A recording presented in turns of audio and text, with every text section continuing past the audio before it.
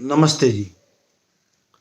आज का विषय है, यदि आपने अपना शरीर विज्ञान पूरा समझ लिया तो आपके जीवन में क्या परिवर्तन होंगे। उत्तर पहला तो यह है कि आप स्वस्थ रहेंगे, अर्थात निरोगी रहेंगे, क्योंकि पूरा ही जान लिया तो रोग तो आपके पास आएगा ही नहीं। दूसरा, जब आप पूरा शरीर विज्ञान जान लोगे तब आपको भौतिक, रसायन, वनस्पति विज्ञान का पूर्ण ज्ञान हो चुका होगा। मतलब अर्थात आप वैज्ञानिक बन चुके होगे, पुरातन वैज्ञानिक, क्योंकि वर्तमान वैज्ञानिक तो जानते नहीं पूरे शरीर का विज्ञान का। तो आप ऋषि, अर्थात ऋषि तो खैर नहीं बनेंगे, ऋषि तो अध्यात्म का विषय है, पर पूरा विज्ञान समझ लोगे, वैज्ञानिक बन चुके होगे। और यदि वैज्ञानिक बन गए तो आप धन ऐश्वर्युक्त होगे, क्योंकि पूर्ण विद्या आपके पास होगी। और तीसरा परिवर्तन आएगा कि आपके मन, वचन, कर्म एक हो चुके होंगे। बहुत बोलते हैं कि आपने सुना, मन वचन कर्म एक हो चुके होंगे। एक कैसे होते हैं? बिना शरीर विज्ञान के जाने आपके तीनों एक नहीं हो सकते,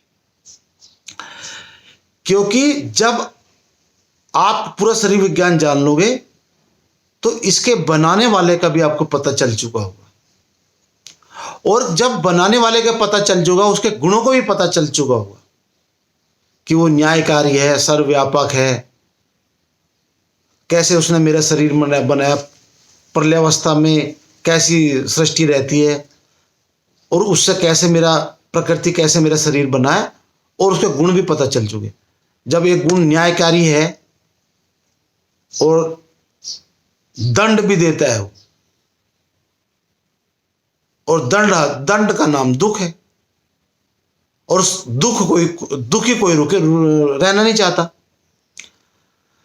तो आपके मन, वचन, कर्म एक होकर यदि इनमें कोई भेद होगा तो ऐसे डरोगे जैसे आग में हाथ देने से डरते हैं अपन। यदि तीनों अलग अलग हुए ना, ऐसे डरोगे आप। और इसके लिए पढ़ना पड़ेगा वैदिक विज्ञान आपको। आधुनिक विज्ञान तो शरीर को नहीं जानता। सारे रोग जो है असाध्य श्रेणी में डाल रखे उन्होंने।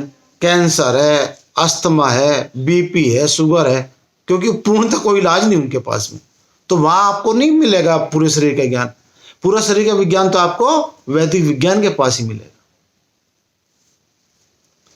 तो सुखी रहना चाहते हो और 100 से 400 वर्ष तक पूर्ण सुखी, और उसके बाद भी 3100 खरब तक सुखी रहना चाहते हो, तो अपने शरीर को जानना अनिवार्य है। बिना इसके जाने तो कुछ नहीं होगा। बगैर इसके जाने हमारे अंदर असुर, स्वार्थी, भोगी के गुण आ जाएंगे, आ ही रहे हैं।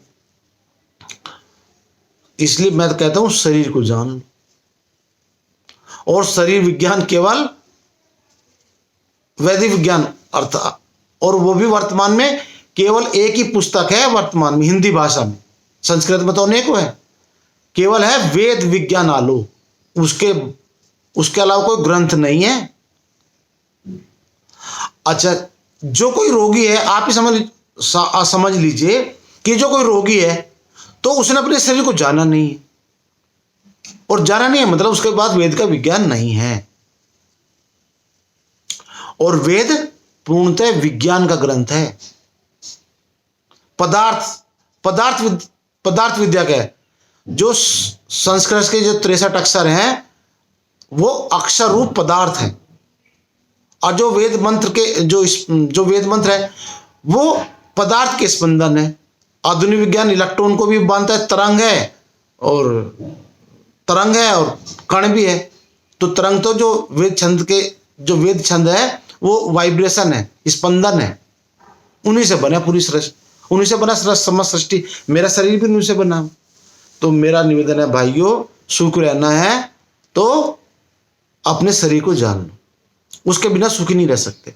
जैसे हम गाड़ी लिया बाजार से, पता है नहीं हमको उसको चलाने का, तो उसको लाभ नहीं ले पाएंगे, उससे उसको पूरा जानना पड़ेगा।